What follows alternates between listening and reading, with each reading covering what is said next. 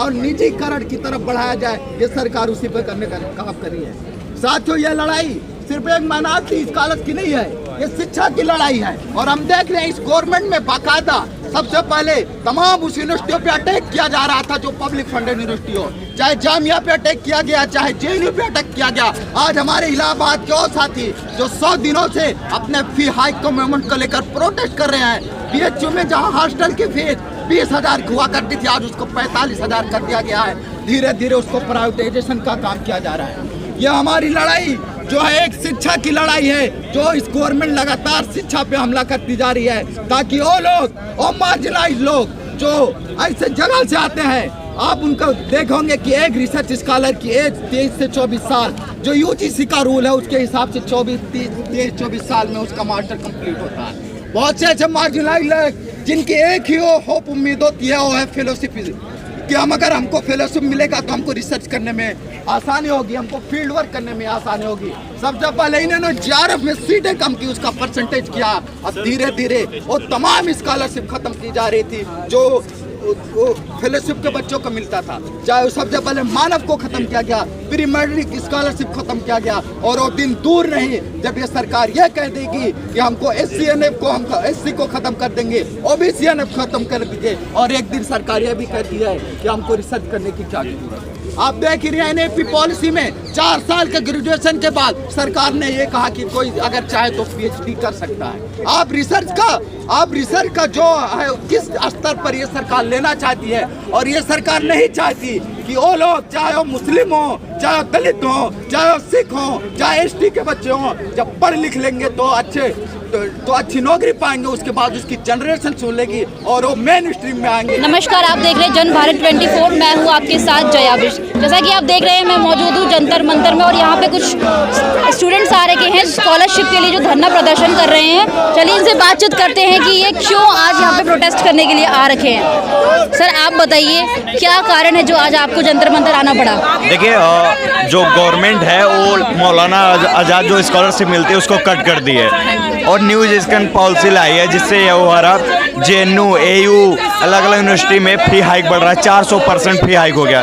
जब हम इलाहाबाद पढ़ते थे जो फीस 8,000 थी, आज 40,000 हो गया।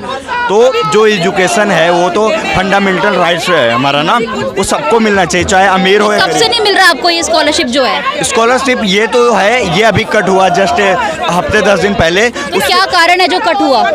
अब सरकार कह रही है फंड हमारे पास कमी है। अरे बड़ा बड़ा कॉरिडोर बन रहा है, बहुत सारे हो रहा है। तो ये सिर्फ मुस्लिम स्टूडेंट्स के लिए हो रहा है या फिर इसमें हिंदू स्टूडेंट्स भी शामिल है? नहीं, इसमें सब, हम खुद हिंदू, कपिल यादव नाम है हमारा, जौनपुर घर है, मेरे फ्री लाइब्रेरी खुलवाता हूँ। यहाँ ज़्यादातर लोग आए हैं, JNU, DU अलग अलग, कोई इसमें मुस्लिम 2, 4, 10 होंगे। यहाँ सब लोग आए हैं और मामला केवल उसका नहीं है, मौलाना आज़ाद का मामला है, उसके साथ साथ न्यू एजुकेशन पॉलिसी का। कौन सी यूनिवर्सिटी से आए हैं? मैं तो यूनिवर्सिटी ऑफ इलाहाबाद में पढ़ता 16 तक। अभी मैं किसी यूनिवर्सिटी से नहीं हूँ और अलग अलग यूनिवर्सिटी में जाता रहता हूँ सेमिनार लेने के लिए। तो ये मुद्दा जो है एजुकेशन का मुद्दा है।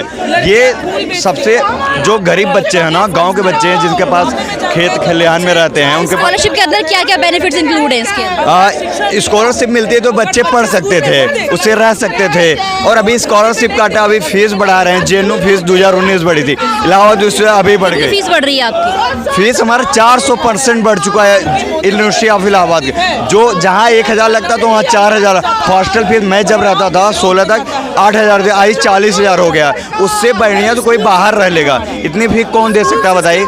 कोई गरीब लड़का है जो किसान का, ज़्यादातर बच्चे किसान के आते हैं, मजदूर के बच्चे आते हैं, वो लोग कैसे पढ़ सकते हैं? क्या पढ़ना उनका अधिकार नहीं है? पढ़ना तो सबका अधिकार है, चाहे हम हो चाहे आप हो। तो ये स्कॉलरशिप है, ये इनकम बेसिस पे है या फिर कि जो मतलब स्टूडेंट्स की मतलब क्या देखकर रखी गई है कि परसेंटेज के हिसाब से रखी गई है? आज़ाद स्कॉलरशिप है, ये मेनली जो बच्चे तेज बच्चे होते हैं ना, मेरिटियस स्टूडेंट, उनके लिए थी, यूनिवर्सिटी में दी जाती है। ऐसी बहुत सारी फाइनेंशियली स्ट्रॉन्ग नहीं है, हाँ, उनके लिए होता था। अब इसको ख़त्म किया गया। ये सरकार ऐसा चाहती है कि धीरे धीरे एक एक लोग, जैसे अगर पहले मुझे अटैक हुआ तो और लोग शांत थे, आज उन पे अटैक हुआ वो शांत हैं। तो ये गवर्नमेंट ऐसे ऐसे करती है कि किसी एक पे अटैक करती है, अन्य लोग शांत रहते हैं। ऐसे ऐसे करते करते सबको ख़त्म कर देती है, और फिर जब सब साथ में आते हैं तो क्या ही हो पाएगा। तो क्या आपको लगता है कि सरकार आपकी हेल्प करेगी? सरकार, अब देखिए सरकार जो है बहुत ही तानाशाही वाली सरकार है लगातार, लेकिन हम पॉजिटिव माइंड से साथ आए हैं, सरकार पे अपनी बात रखते हैं। वो एक डायलॉग करे, मैं कई सांसदों से मिलता रहता हूँ, वो कहते हैं सरकार डायलॉग से भागती है, मतलब अपनी बात पार्लियामेंट में नहीं कहती है, बस बिल आया हाँ साथ में है उठा दिया, सब विरोध भी करो तो कोई मतलब नहीं। ऐसी सरकार बिना डायलॉग के कौन सी गवर्नमेंट चलती है बताइए? लोकतंत्र यही है ना, हम आपसे संवाद करें, उसी चीज़ को एक ख़त्म कर रही है गवर्नमेंट। तो इसके लिए सारे स्टूडेंट, मैं कहता हूँ कि पहले अभी इलाहाबाद यूनिवर्सिटी में आंदोलन चल ही रहा है, वहाँ पर बहुत सारा प्रोटेस्ट चल रहा है फीस का। वहाँ कहाँ से आ रखे हैं स्टूडेंट्स? यहाँ मैं बता रहा हूँ, मैं JNU से भी आया हूँ, 2-3 दिन JNU, यहाँ JNU के बच्चे आए हुए हैं, जामिया से बच्चे आए हुए हैं, और DU से बच्चे आए हुए हैं, अम्बेडकर यूनिवर्सिटी से बच्चे आए, जो टॉप यूनिवर्सिटी 4-5 टॉप है ना, IGNOU से 1-2 लोग आए हैं। तो हर यूनिवर्सिटी से छात्र आए हैं, अभी आ भी रहे हैं लोग, तो हम सब मिल और लोग जुड़ेंगे आपके साथ? हाँ बिल्कुल, बहुत सारे लोग जुड़ेंगे, मे भी 100, अभी 10-20-50 बच्चे और आएंगे। जो धरना प्रदर्शन आप कर रहे हो कब तक करोगे ये? अभी ये चलता रहेगा, अभी कोई टाइम नहीं है, जब तक देखेंगे चलता रहेगा। और हम मीडिया वालों से भी चाहते हैं कि आप लोग भी मुद्दे को बढ़ चढ़ के उठाइए, क्योंकि क्या क्या मांग है आपकी सरकार से? सरकार से यही मांग है, सबसे पहले जो यूनिवर्सिटी कॉलेज हैं, जो न्यू एजुकेशन पॉलिसी के तहत ऐसा कर रही है कि वो कह रही है कि सेल्फ, मतलब अपने से पैसा क्रिएट कर। भाई आप किस लिए, आपको किस लिए हम चुने हैं? जो एजुकेशन है और स्वास्थ्य है, इस पे से सरचार्ज लेती है गवर्नमेंट, तो उसको चाहिए ना यूनिवर्सिटी कॉलेज में फंड दे। फंड को लगातार कट कर रहे हैं 2018-19 से। तो हम चाहते हैं, गवर्नमेंट से एक ही मांग है कि भैया हमको पढ़ाई लिखाई अच्छे से करने दीजिए, चाहे गरीब लड़का हो चाहे अमीर लड़का, शिक्षा सबके लिए बराबर होनी चाहिए, ये मुख्य मांग है। इसके लिए हम लोग लगातार आंदोलन करते हैं। 2019 के फिर भी यूनिवर्सिटी JNU का फीस बढ़ गई, इलाहाबाद में लगातार आंदोलन चला, फीस बढ़ गई। वहाँ के जो VC है, मैं बता रहा हूँ, उसका जो पति है सुप्रीम कोर्ट में जज है, 2027 में चीफ जज। कौन सी यूनिवर्सिटीज़ में हो रहा है ऐसा? फीस हाइक AU में तो 400% फी हाइक हो गया, ठीक है। JNU में पहले बढ़ चुका है। अभी अगला देखते हैं किस सेंट्रल यूनिवर्सिटी, हर सेंट्रल यूनिवर्सिटी का न्यूज का मामला यही है, जो 2019 में उसका मामला यही है कि हम आपको फंड बहुत कम देंगे, आप बच्चों से फंड वसूलिए। तो बच्चे के पास कहाँ माध्यम से? हाँ, फीस मतलब अपने से। ये प्राइवेट यूनिवर्सिटी एक तरह से है कि सरकार क्या, सरकारी यूनिवर्सिटी की ये है कि सरकार फंड दे, लेकिन ये कह रहे हैं कि भैया स्वायत्त बनिए आप। कैसे स्वायत्त बने? आपकी मांग जो है सेंट्रल गवर्नमेंट से है, स्टेट गवर्नमेंट? नहीं, सेंट्रल, क्योंकि सेंट्रल यूनिवर्सिटी 49 सेंट्रल यूनिवर्सिटी है, तो ये सब सीधा सेंट्रल यूनिवर्सिटी अंडर में आता है। स्टेट यूनिवर्सिटी कोई विशेष उसमें कुछ नहीं कर सकते। तो हमारा मामला सीधा धर्मेंद्र प्रधान जी से है, मोदी जी साहब से है कि आप ऐसा करिए, जो भी करना हो करिए, लेकिन कम से कम एजुकेशन तो सबको फ्री। मेरा मेन मोटो, मैं पूरे भारत में 1 लाख फ्री लाइब्रेरी खुलवा रहा हूँ। एक मेरी जौनपुर चली, जमी सासों फाउंडेशन। तो सरकार जो करेगी, नहीं करेगी तो हम हमारी संस्था करेगी। फाउंडेशन से सब लोग जुड़े हुए हैं। मेरी फाउंडेशन जमी सासों फाउंडेशन, उसके हेड हम हैं। पूरे भारत में फ्री 1 लाख है, free education all over India, क्योंकि एजुकेशन मिलेगा, बच्चे अपने आप से रोजगार लेंगे, सेल्फ, जो सरकार भी चाहती है। लेकिन तरीका क्या होना चाहिए ये नहीं पता हमको। ऐसे कहते हैं कि आपको पैसा नहीं देंगे, आप अपने से करिए। कहाँ से करें भाई? ये बताइए, दिहाड़ी कितना मिलता है? 300-400 रुपये ना, मैं भी, जिसको काम मिल रहा है। काम भी नहीं गाँव में मिल पा रहा है, तो बच्चे क्या नहीं पढ़ेंगे? यूँ तो सरकार बात करती है शिक्षा की, लेकिन आज आप देख रहे हैं कि हमारे जंतर मंतर में नेशनल यूनिवर्सिटी से इतने सारे स्टूडेंट्स आ रखे हैं जो आकर धरना प्रदर्शन कर रहे हैं। इनको स्कॉलरशिप नहीं दी जा रही है, इनको और भी कई सारे अधिकार नहीं दिए जा रहे जो शिक्षा से जुड़े हुए हैं। सर, क्या मांग है आपकी?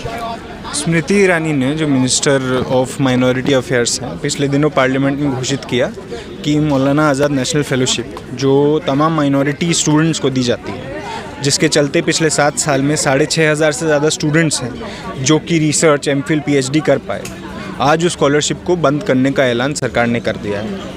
इस सरकार ने पिछले ही दिनों जो SC, ST, OBC स्टूडेंट्स को प्री मैट्रिक स्कॉलरशिप दी जाती थी, उसको भी बंद करने का ऐलान किया। ये वही सरकार है जिसने UGC में नॉन नेट फेलोशिप को बंद करने का कोशिश की। स्टूडेंट्स ने पुरजोर विरोध किया और सरकार को झुकना पड़ा।